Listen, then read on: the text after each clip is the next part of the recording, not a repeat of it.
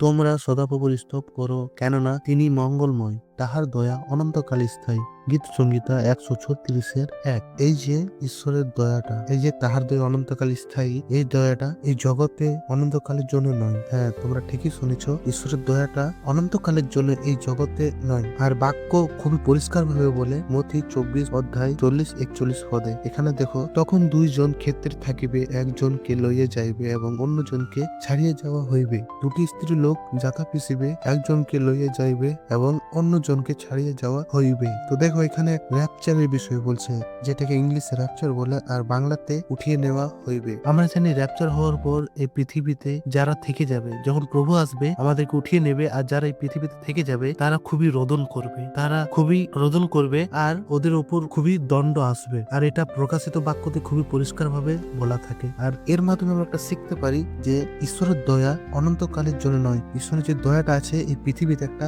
সময়ে নির্ধারিত করা হয়েছে, একটা সময়ে বাঁধা হয়েছে। সেই সময়টা আমরা এই বাক্যটা দেখে বুঝতে পারি যে একদিন আমাদেরকে উঠিয়ে নেওয়া হবে, আর উঠিয়ে নেওয়ার পর 1 সেকেন্ডের উঠিয়ে নিল, আর 1 সেকেন্ড পর কিন্তু ঈশ্বরের দয়া আর থাকবে না। যখন র্যাপচার হবে, র্যাপচারের পর কিন্তু আর দয়া থাকবে না। এটা বাক্য পরিষ্কার ভাবে আমাদেরকে বলে থাকে। আর এর মাধ্যমে আমরা জানা পাই যে ঈশ্বরের দয়া অনন্তকাল স্থায়ী আছে, কিন্তু এই জগতে না। ঈশ্বরের দয়া অনন্তকাল স্থায়ী কোথায় আছে? স্বর্গে আছে।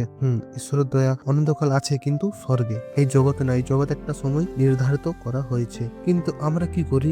আমরা সংসারের মধ্যে পড়ে থাকি। আমরা ঈশ্বরের যে দয়াটা আছে ওটা খুবই হালকাতে নিয়ে থাকি, খুবই সহজে মজা করে থাকি ঈশ্বরের দয়াটাকে। আমরা বুঝি না যে ঈশ্বরের দয়াটা খুবই কিছু সময়ের জন্য আছে। এই পৃথিবীর যে সময় আছে এটা কিছু সময়ের জন্য ঈশ্বরের দয়াটা এই পৃথিবীতে আছে, এটা আমরা ভুলে যাই। আর আমরা কি করি? সংসারের মধ্যে থাকি আর অনেক ভুল করি, কিন্তু ঈশ্বরের দিকে আমরা ফিরি না। আমাদের এটা বুঝতে হবে যে ঈশ্বরের দয়া আছে, আর আমরা এখন রিপেন্ট করতে পারি, কারণ এই দয়া একদিন শেষ হয়ে যাবে।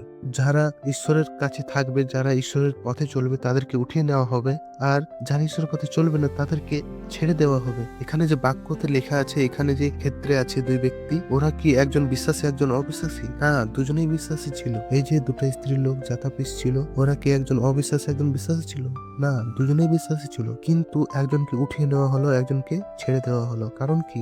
একজন জাগিয়া ছিল, ঈশ্বরের পথে চলছিল, ঈশ্বরের সঙ্গে ছিল, আর একজন ভুল করেছিল বা ঈশ্বরের কাছে ক্ষমা চেয়েছিল না। ঈশ্বরকে জানতো কিন্তু ঈশ্বরকে সঠিকভাবে ঈশ্বরের পথে চলতো না, বা ঈশ্বরের কাছে ক্ষমা চাইতো না, এই বিষয়টা। আর তাই জন্যই ওদেরকে একজনকে ছাড়িয়ে দেওয়া হয়েছিল। এই জায়গাতে যে বাক্যটা বলতো, আমি এটাই বলবো, আমরা যেন ঈশ্বরের কাছে আবার ফিরে আসি। ঈশ্বরের যে দয়াটা আছে ওটা যেন আমরা হালকাতে না নিই, ওটা যেন আমরা খুবই সহজ ভাবে না নিই। ঈশ্বরের দয়া আছে, এটা কিছু সময়ের জন্য। আমরা অনেকেই বুঝি না, আমরা সংসারের মধ্যে থাকি, সংসারের যে কাজগুলো আছে সংসারের পেছনে দৌড়ে বেড়াই, কিন্তু আমাদেরকে এটা বুঝতে হবে যে এই দয়াটা খুবই লিমিটেড সময়ের মধ্যে আছে।